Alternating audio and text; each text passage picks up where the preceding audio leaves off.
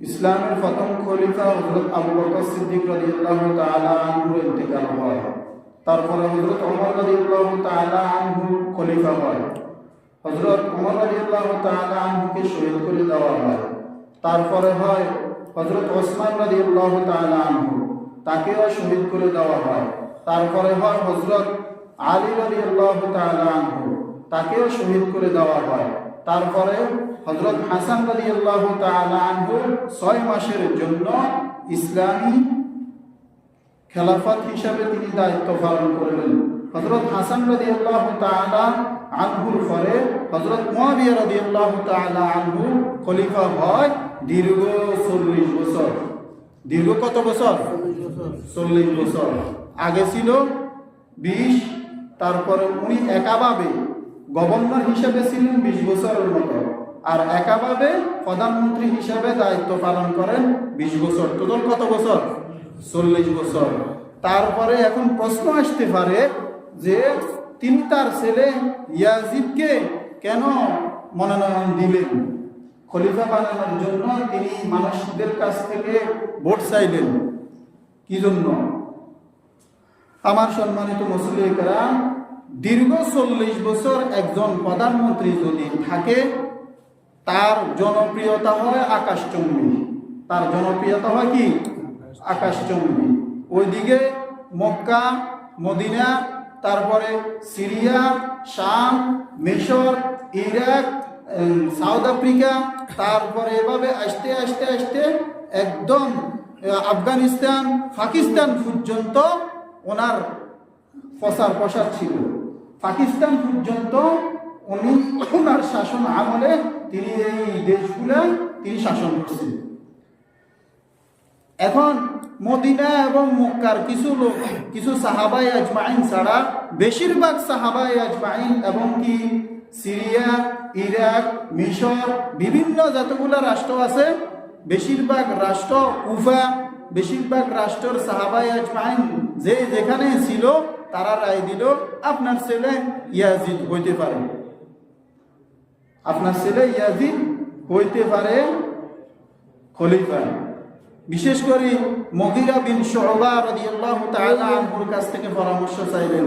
মুগীরা বিন শুবা রাদিয়াল্লাহু তাআলা আনহু নিজে বললেন যে আপনার ছেলে হলে ভালো হয়, কারণ হলো যে আপনার তো প্রসার অনেক বেশি, প্রায় অর্ধ পৃথিবীর খলিফা আপনি এখন বর্তমানে। এখন যদি অন্য কেউ যদি খলিফা হয় তাহলে একটা বিশৃঙ্খলা সৃষ্টি হবে। কি সৃষ্টি হবে? বিশৃঙ্খলা সৃষ্টি হবে। আর বেশিরভাগ সাহাবায়ে আজমাইন রায় দিলেন যে খলিফা আপনার ছেলে হইতে পারে।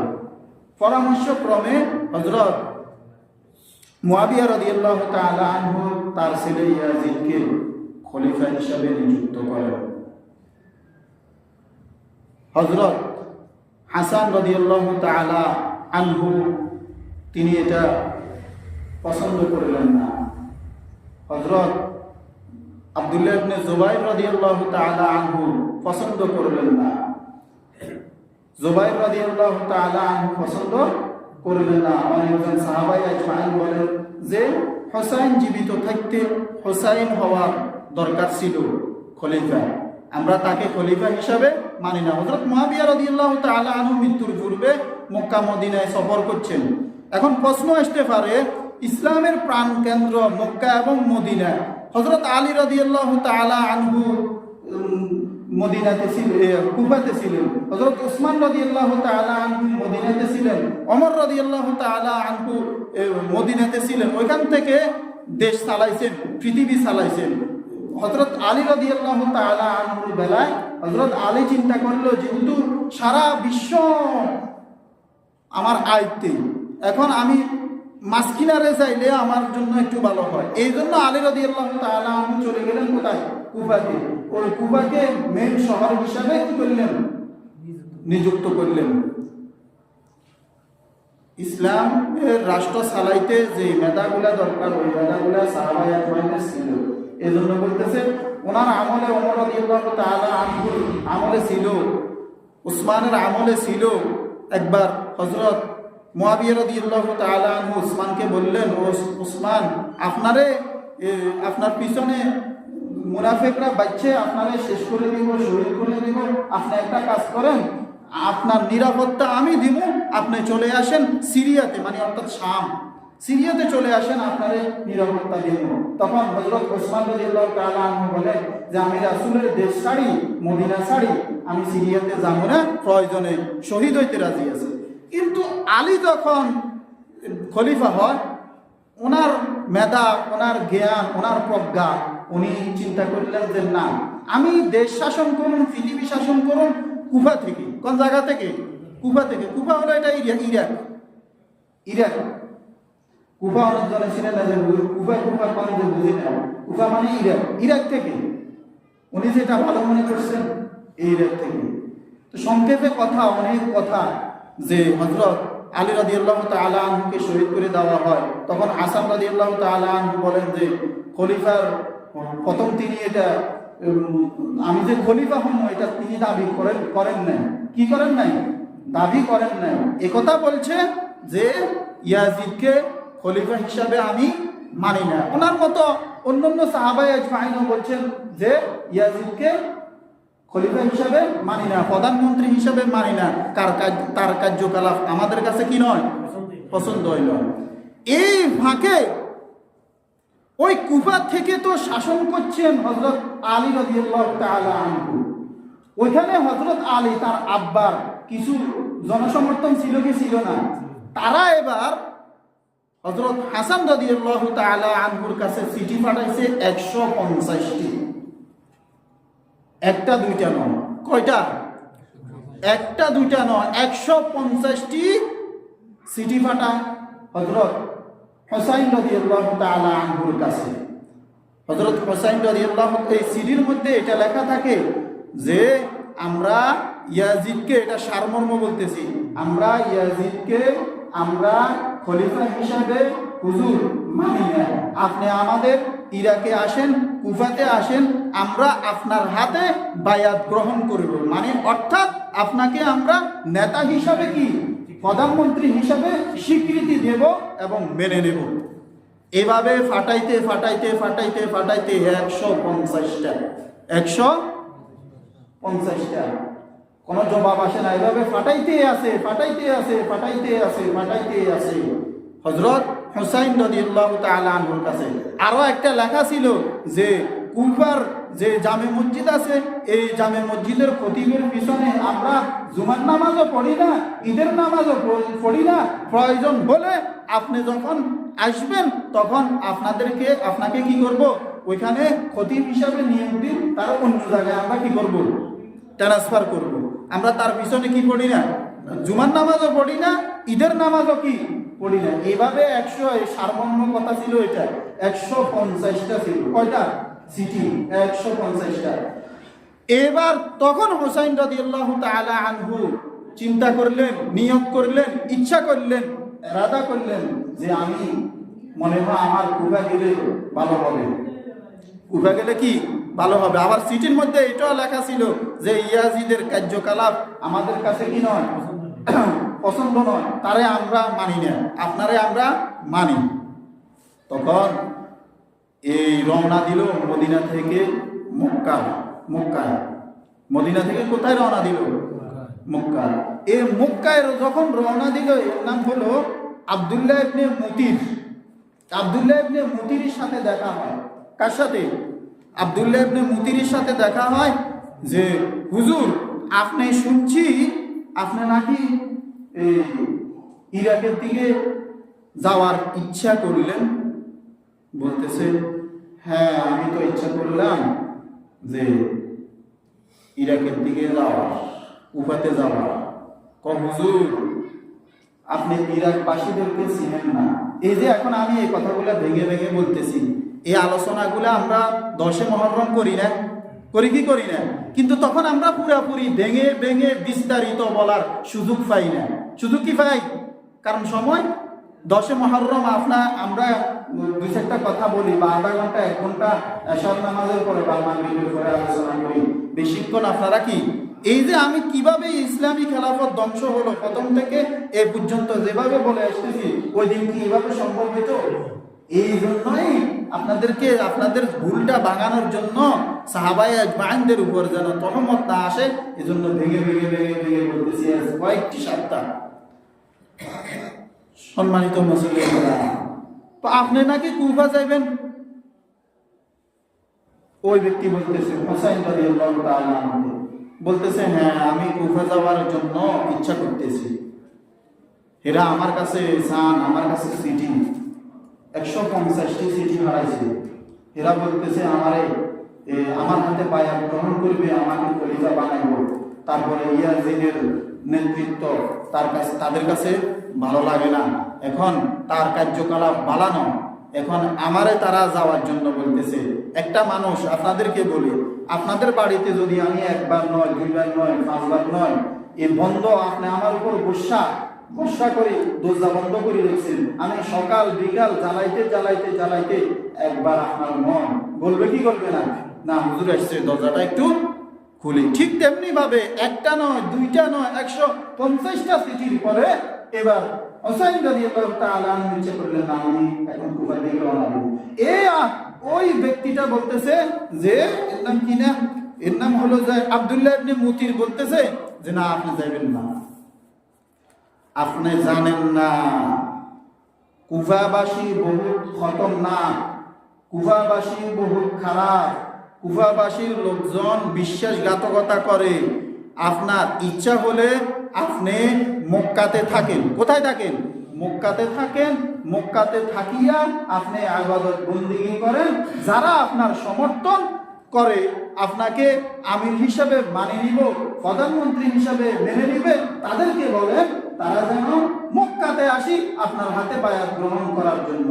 আপনি এখান থেকে কাজকর্ম চালান, এদের কথা আপনি কি করিয়েন না, বিপদে পড়িয়েন না। তো হুসাইন রাদিয়াল্লাহু তাআলা আনহু তিনি তার মতো করে তারে বুঝাই দিয়েছেন আব্দুল্লাহ ইবনে মুতিকে। এবার তার একটা চাচাতো ভাই ছিল, তার কাছে এবার একটু যখন সন্দেহ হলো, হুসাইন রাদিয়াল্লাহু তাআলা আনহু একজন চাচাতো ভাই ছিল, তার নাম হলো মুসলিম ইবনে আকিল। তো মুসলিম ইবনে আকিলকে বলতেছে, ও মুসলিম ইবনে আকিল শুনো, যেহেতু আমারে একটু বাধা দিতেছে, কুফাবাসীরা কি তেমন সুবিধার নয়, আব্বা ছিল ওইখানে দীর্ঘদিন, এখন তো আমাকে ভয় লাগাই দিল। একটা কাজ করো, তোমাকে আমি ফাটাচ্ছি কুফাতে, অর্থাৎ ইরাকে, তুমি ওখানে যাই অবস্থা একটু দেখো, অবস্থা একটু কি দেখো। এই মুসলিম ইবনে আকিলকে হযরত হুসাইন রাদিয়াল্লাহু তাআলা আনহু ফাটান কুফাতে। কোথায় ফাটান? হ্যাঁ, মুসলিম ইবনে আকিল কুফায় ফেরলেন। মুসলিম ইবনে আকিল মুক্তারের ঘর, মুক্তার নামে একজন ব্যক্তি ছিল, ওই প্রথমে যাইয়া ওই মুসলিম ইবনে আকিল মুক্তারের ঘরে অবস্থান করে। কার ঘরে? মুক্তারের ঘরে অবস্থান করে। এবার ওই যে তারা সিটি ফাড়াইছে 150টা, আলী রাদিয়াল্লাহু তাআলা আনহুর সমর্থক যারা ছিল, এখন আলীর ছেলেরে তারা চাইতেছে এখন কি বানাইতো, প্রধানমন্ত্রী বানাইতো। তারা মুসলিম ইবনে আকিলের কাছে বায়াত গ্রহণ করলো। কার পক্ষ থেকে? ওই মানে স্থলাভিষিক্ত হিসেবে মুসলিম ইবনে আকিলকে পাঠাইছে। তো আর কয় দেখো কতগুলা সিটি ফাটাইলাম, আর ওই মুসলিম ইবনে আকিলের হাতে হুসাইন রাদিয়াল্লাহু তাআলা আনহু কিছু সিটি রেখে দিয়েছেন যে আমার হাতে যারা বায়াত গ্রহণ করতে চাও, আমার এই সিটিগুলা, আমার এই কথাগুলা তাদেরকে একটু শুনাইও, তাদেরকে একটু কি শুনাইও। তো এরা 18,000 কত হাজার? 18,000 লোক হুসাইন রাদিয়াল্লাহু তাআলা আনহুর জন্য মুসলিম ইবনে আকিলের হাতে বায়াত গ্রহণ করে। কত হাজার? 18,000।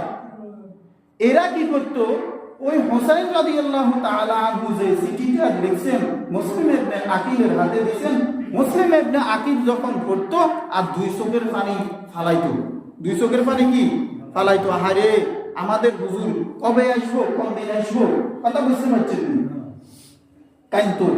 আর এখানে ভিড় জমাইতো।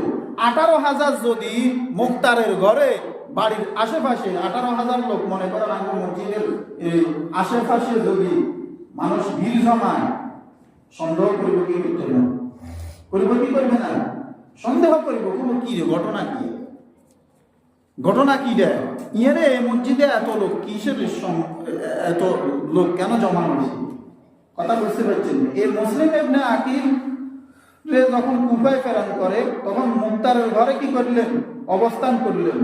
কুফার গভর্নর ওবায়দুল্লাহ ইবনে জিয়াদ নিযুক্ত হলেন। এবার এই কুফার যে গভর্নর আছিল, কুফার গভর্নর ওবায়দুল্লাহ ইবনে জিয়াদ যে জায়গার গভর্নর ছিলেন, ওবায়দুল্লাহ ইবনে জিয়াদ ছিলেন আরেক জায়গার। ইয়াজিদ কি করলো, ওবায়দুল্লাহ ইবনে জিয়াদ যেখানে ছিল ওইখান থেকে পরিবর্তন করায় লই চলিয়ে আছে কুফাতে। কোথায়? কুফাতে। ওবায়দুল্লাহ ইবনে জিয়াদকে যে মসজিদের খতিব আছে এর দ্বারা হইতো নয়, এতে নরম মানুষ, এতে ওই মসজিদের খতিব সাহেব একদিন ভাষণ দিল, বয়ান করলো, ও মিয়ারা তোমরা যে এভাবে দলে দলে বিভক্ত হইতেছ, আমার মনে হইতেছে যে আশঙ্কাজনক, আবার মুসলমানের মধ্যে কাটাকাটি মারামারি মনে হয় শুরু হয়ে যাবে। তোমরা একটা কাজ করো, তোমরা এগুলা থেকে বিরত থাকো। শুধু এই আলোচনাটা করছে আর ওই ওবায়দুল্লাহ ইবনে জিয়াদের পক্ষে আর ইয়াজিদের পক্ষের একজন লোকে কয়, হুজুর এটার দ্বারা হইতো নয়, এই খতিবের দ্বারা হইতো নয়, এরকম নরম কথার দ্বারা হইতো নয়, একজন শক্ত খতিব দরকার। তখন আমাদের গভর্নর রায় জমা পড়াইত, কথা বুঝতে পারছেন, খতিব রায় বিচার আচার করত, শক্ত একজন দরকার, শক্ত একজন দরকার। তখন এই ইয়াজিদের কানে যখন এটা দিল, ইয়াজিদে কি করলো, এবার কুফার গভর্নর হিসাবে ওবায়দুল্লাহ ইবনে জিয়াদকে নিযুক্ত করেন। কারে নিযুক্ত করেন? ওবায়দুল্লাহ ইবনে জিয়াদকে নিযুক্ত করেন। কোনে? ইয়াজিদে। ইয়াজিদকে, ইয়াজিদ মুয়াবিয়ার ছেলে। মুয়াবিয়ার আব্বার নাম হলো সুফিয়ান। মুয়াবিয়ার আব্বার নাম কি? সুফিয়ান রাদিয়াল্লাহু তাআলা। আর ওবায়দুল্লাহ ইবনে জিয়াদকে বলে দিছে যে কুফাতে যাও, কুফাতে নাকি মুসলিম ইবনে আকিল আসতেছে, মুসলিম ইবনে আকিল আসছে, এদেরকে বাধা দাও, এদেরকে কি করো, বাধা দাও। তোমার বিরুদ্ধে যদি কেউ তলোয়ার উঠায়, ইয়াজিদে বলে দিয়েছেন, কেউ যদি তোমার বিরুদ্ধে তলোয়ার উঠায় তাহলে তুমি তাদের বিরুদ্ধে তলোয়ার উঠাইবা, আর কেউ যদি তোমার বিরুদ্ধে তলোয়ার না উঠায়, ওবায়দুল্লাহ ইবনে জিয়াদ তোমাকে বলতেছি, তুমি তাদের বিরুদ্ধে তলোয়ার উঠাইবে না। তলোয়ার কি করবে না? উঠাইবে না। এই মুক্তারের ঘরে যখন এভাবে বায়াত গ্রহণ করতে লাগলো, হাজার হাজার মানুষ, ওবায়দুল্লাহ ইবনে জিয়াদ তো এখন এখানে চলে আসছে, এই তো মুনাফিক মার্কা লোক, বহুত খারাপ লোক, ও আব্দুল্লাহ ইবনে সাবার মতো। আব্দুল্লাহ ইবনে সাবার দল যেরকম ধ্বংস করে দিল, আগের সাহাবাই আজমাইনকে খলিফাদেরকে কি করে দিল? ধ্বংস করে দিল। এই ওবায়দুল্লাহ ইবনে জিয়াদের কথা শুনিয়ে লেছি। কে শুনছেন? এই মুসলিম ইবনে আকিল যে কুফাতে ওবায়দুল্লাহ ইবনে জিয়াদ আছে। তখন এই মুক্তারের ঘর থেকে পরিবর্তন করি চলে গেল হানির ঘরে। কার ঘরে? হানির ঘর। হানির আরেকটা ঘর আছে, আরেকজন ব্যক্তি আছে, আরেকজন ব্যক্তির ঘরে সে কি করলো? আশ্রয় গ্রহণ করলো। এই আশ্রয় গ্রহণ করলো। আর এবার ওবায়দুল্লাহ ইবনে জিয়াদ জুমার দিন ঘোষণা দিয়ে দিল যে শুনো, মুসলিম ইবনে আকিলকে যারা আশ্রয় দিব, যারা কি করব? আশ্রয় দিব, তাকে হত্যা করা হবে। আর মুসলিম ইবনে আকিলকে যে ধরিয়ে দিব তাকে পুরস্কার দেওয়া হবে। তাকে কি দেওয়া হবে? পুরস্কার দেওয়া হবে। এই মুসলিম ইবনে আকিলের পিছনে আরো কিছু লোক লাগাই দিছে। সে কি করে, কখন কোথায় যায়, কি করে না করে, সব খবর ওবায়দুল্লাহ ইবনে জিয়াদের কাছে কি চলে আসতো। ইয়াজিদ তো মেন প্রধান, যেহেতু প্রধানমন্ত্রীর কাজ তো এটা নয়। প্রধানমন্ত্রীর কাজ হলো শুনি কি করব, কি করতে হবে না করতে হবে, কিন্তু মেন লিডার ওবায়দুল্লাহ ইবনে জিয়াদ। এই ওই ঘর থেকে এখন ওই হুসাইন রাদিয়াল্লাহু তাআলা আনহুর যে হুসাইন রাদিয়াল্লাহু তাআলা আনহুর জন্য মুসলিম ইবনে আকিলের হাতে যারা বায়াত গ্রহণ করছে, এরা কল চলো এবার ঘিরাও করো, সংসদ ভবন ঘিরাও করো। সংসদ ভবন কি করা হবে? ঘিরাও করা হবে। তখনকার আমলে সংসদ ভবন যেরকম ছিল এরকম আর কি ঘিরাও করা হবে। এই খবরটা ওবায়দুল্লাহ ইবনে জিয়াদের কাছে চলে যায়। ওবায়দুল্লাহ ইবনে জিয়াদের কাছে চলে যাওয়ার পরে পরের সপ্তাহে এবার জুমার দিন ঘোষণা দিল যে যারা গণ্যমান্য এলাকার গণ্যমান্য যারা বড় বড় ব্যক্তিরা আছে তাদেরকে বলে দিল, তোমাদের পাড়া প্রতিবেশী আত্মীয় স্বজন যারা মুসলিম ইবনে আকিলের দলে যোগদান করা হবে তাদেরকে ফিরাও। যদি তাদেরকে না ফিরানো হয় তাহলে তাদেরকেও ফাঁসি দেওয়া হবে বাড়ির সামনে। কার সামনে? বাড়ির সামনে। আর তোমাদেরকেও শাস্তি দেওয়া হবে। এই ঘোষণা যখন দেওয়া হলো তখন এবার মুসলিম ইবনে আকিলের পক্ষ থেকে আস্তে আস্তে আস্তে মানুষ ত্যাগ করতে শুরু করলো। মানুষ কি করতে শুরু করলো? ত্যাগ করতে শুরু করলো। অবশেষে মাত্র 30 জন। মাত্র কি 30 জন। ওইখান দিয়ে ওই ঘোষণা যে দিল যে ওই মুসলিম ইবনে আকিলকে যে ব্যক্তি ধরিয়ে দিতে চাইব তাকে কি করা হবে? পুরস্কার দেওয়া হবে। আর যে আশ্রয় দিবে তাকে কি করা হবে? তাকে কি করা হবে? হত্যা করা হবে। অন্ধকার রজনী তার লগের থেকে মানুষ কি হয়ে গেল? চলে গেল মাত্র 30 জন। কতজন? তখনকার আমলে ছিল না কোনো কারেন্ট, তখনকার আমলে কোনো ছিল না বিদ্যুৎ, কোনো সৌর বিদ্যুৎ, কোনো কিছু ছিল না।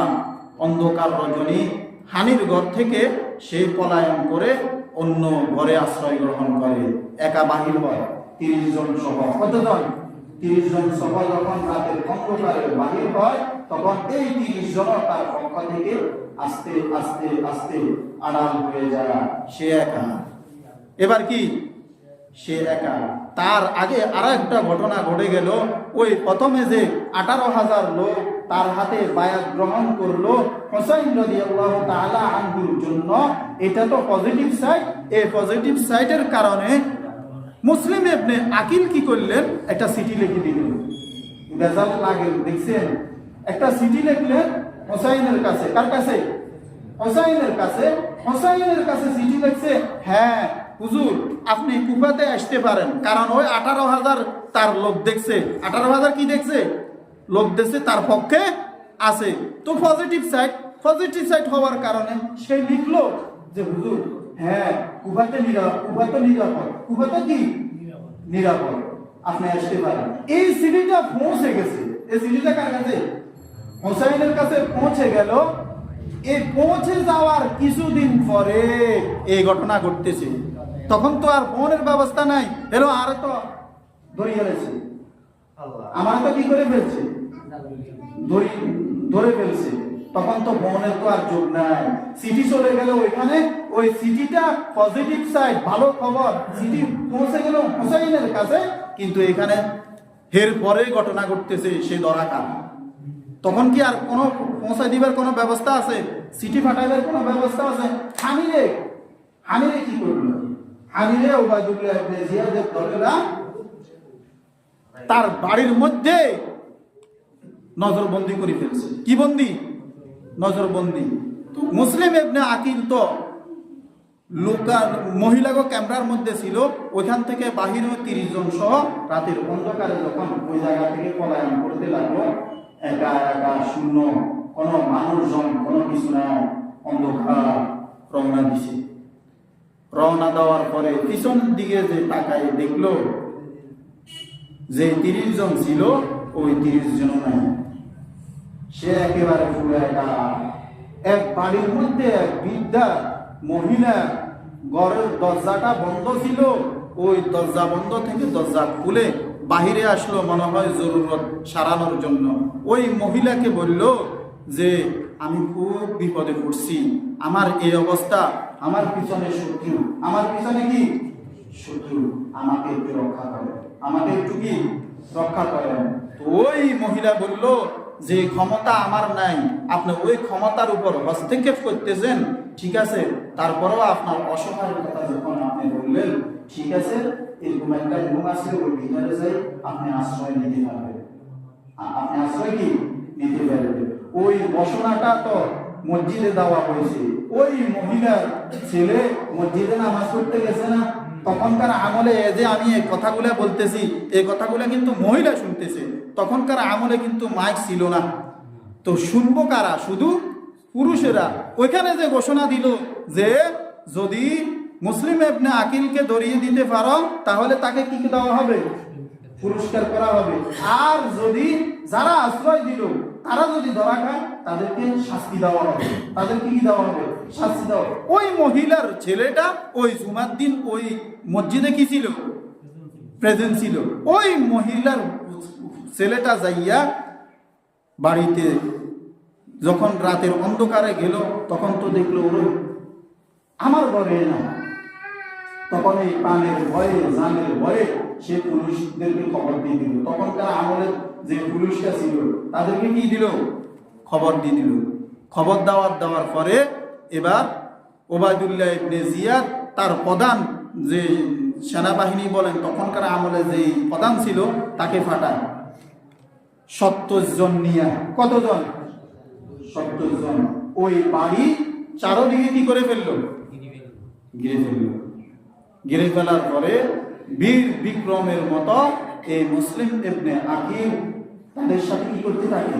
মোকাবেলা করতে থাকে। কি করতে থাকে? মোকাবেলা করতে থাকে।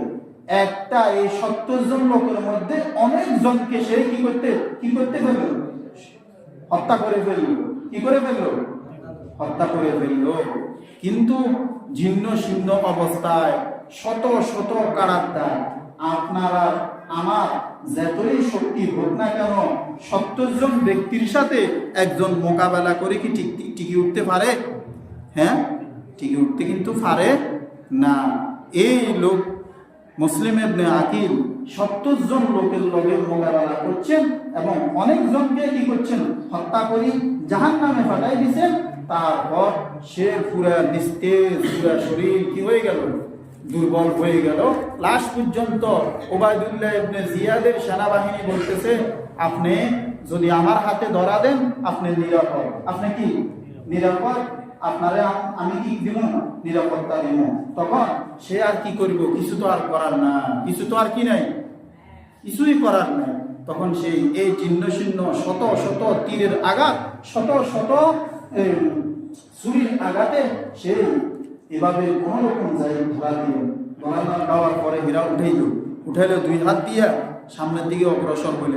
তখন এই জীর্ণ শীর্ণ পুরা শরীরের মধ্যে রক্ত মাখা শরীর মুসলিম ইবনে আকিল বলতেছে যে আমি জানি আপনারা আমার প্রাণ রক্ষা করতে পারবেন না। আমার একটা ওয়াদা, আমার একটা রিকোয়েস্ট আপনারা কি রাখবেন? সে বলতেছে হ্যাঁ রাখুন। বলো। বলতেছে আপনি আমার ভাই হুসাইনকে বলবেন একটা চিঠি লেখেন যে কুফাতে যেন না আসে।